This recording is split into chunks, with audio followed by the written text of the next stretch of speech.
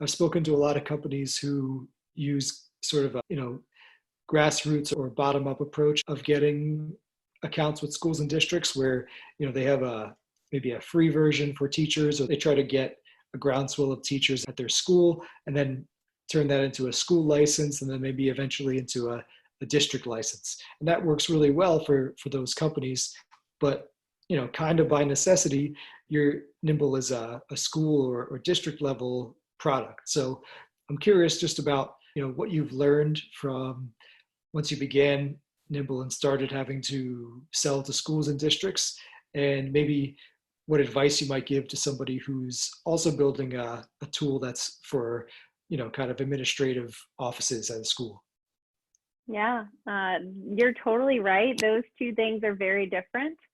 I would even say within the universe of district level sales, there's a lot of points of differentiation. Just as one example, with applicant tracking, there are a couple of pretty big conglomerate companies who cornered this market with software that's a couple decades old now. So we have incumbents who we're trying to unseat. So for us, the concern is less about finding budget, which is a concern for a lot of ed tech companies. But for us, the budget is already there. It's actually much more about educating our decision makers on why getting a better applicant tracking system should matter to them.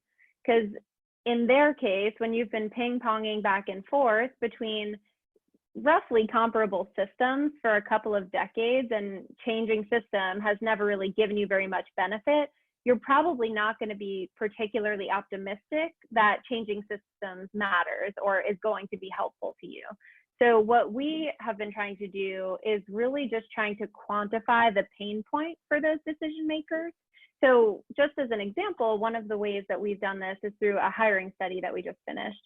So we worked with 4 large districts. On average, they were about 50,000 students each. And one of the analyses that we did was a time allocation analysis for the HR team. So we did structured interviews to kind of dig into across the entire org chart of HR, exactly how are they allocating their manpower and woman power. What we found was that the average HR team spends around 40 to 50% of their time on manual work. So things like data entry, creating their own reports, plugging information into Google spreadsheets, and the list goes on, but they have some very crazy workarounds and they sink a ton of time into it. So Nimble actually automates a lot of this work and frees up their time for more strategic work. So our approach is really focused again on helping them think differently about what a strategic approach to talent could look like with stronger systems in place.